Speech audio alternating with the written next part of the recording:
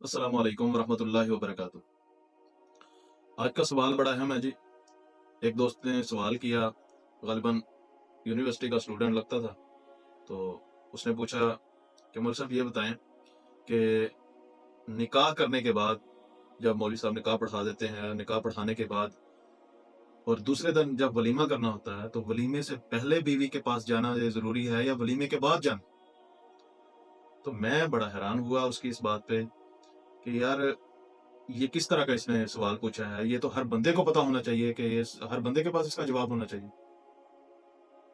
फिर मैंने उससे अगला सवाल मैंने उससे पूछा कि मैंने कहा ये बताओ, क्योंकि वो अपने इल्म पर नावाकिफियत की बुनियाद पर ये सवाल मेरे से पूछ रहा था कि उसको इतना भी नहीं पता था कि जब निकाह हो जाए तो बीवी के करीब जो जाना है, वो हमबस्तरी करनी है, वो वलीमे से पहले करनी है या बाद में करनी है। मैंने उससे सवाल किया, मैंने कहा ये बताओ भाई कि आपको पता है कि गुस्ल के कितने फर्ज हैं? तो वो एक दफ परेशान हो गया एक मिनट के लिए, तो कि भाई यार, ये इसने सवाल क्या पूछ लिया, मैंने सवाल पूछा इससे दूसरा, और मौलवी ने मेरे से उल्टा सवाल पूछ लिया। तो वो कहने लगा, कहता ऊंची जगह पे बैठना है और बिस्मिल्लाह पढ़नी है, और गुस्ल के 3 फर्ज हैं, ऊंची जगह पे बैठना है, बिस्मिल्लाह पढ़नी है, सारे जिस्म पे पानी बहाना। और मैंने कहा अल्लाह के बंदे, तो यूनिवर्सिटी का स्टूडेंट है, कॉलेज से होके गुजरा, स्कूल से होके गुजरा, 10-12 साल तूने ये जो है एजुकेशन में लगा दिए, तुझे अभी भी नहीं गुस्ल के फर्जों का पता? ये हमारी नौजवान नस्ल का जो है वो हाल है कि उसको गुस्ल के फर्जों का नहीं पता। तो फिर मैंने उसको बताया कि मैंने कहा गुस्ल के फर्ज 3 है। सबसे पहले कुल्ली करना है, हलक तक पानी पहुंचाना है, और उसके बाद नाक में पानी पहुंचाना है कि नरम हड्डी तक पानी पहुंच जाए। और अगर रोजा हो तो फिर गरारा नहीं करना, सिर्फ कुल्ली करनी है। और सारे जिस्म, तीसरा फर्ज यह है कि सारे जिस्म पर पानी बहाना कि कोई भी हिस्सा या कोई बाल बराबर भी जगह खुश्क ना रहे। ये 3 फर्ज हैं, इसके अलावा तो फर्ज ही कोई नहीं है गुस्ल।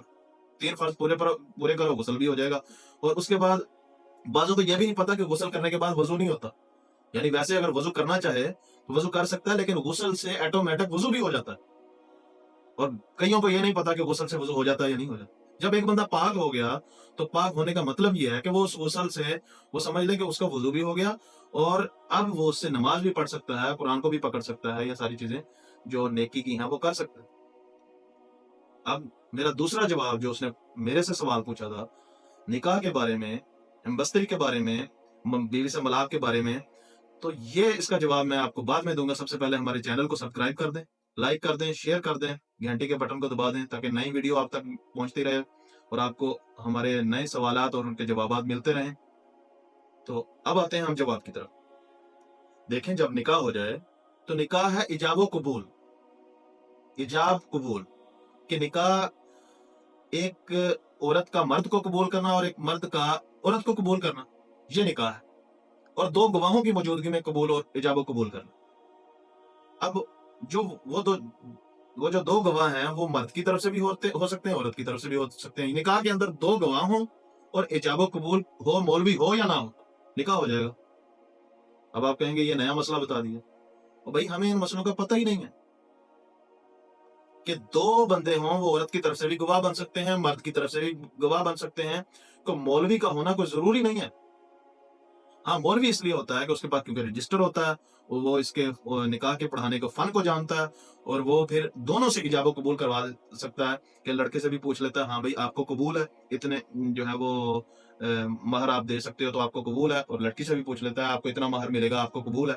तो ये इजाब कबूल जब हो जाए, तो बाकी अगली जो रस्म है, वो अगली जो सुन्नत है निकाह पढ़ने की या छुआरे तकसीम करने की, वो सुन्नत है, वो फराइज में शामिल नहीं है, वो वाजिबात में शामिल नहीं है। असल जो फर्ज था निकाह का, वो पूरा हो गया, इजाब कबूल।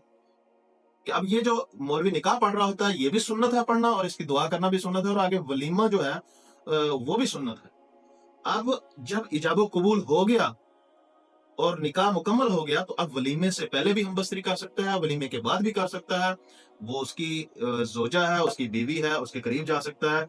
उसने जो है वो पूरी जिंदगी उसके साथ रहने का एक अहद कर लिया, तो अब वो उसके साथ रह सकता है, कोई मसला नहीं है।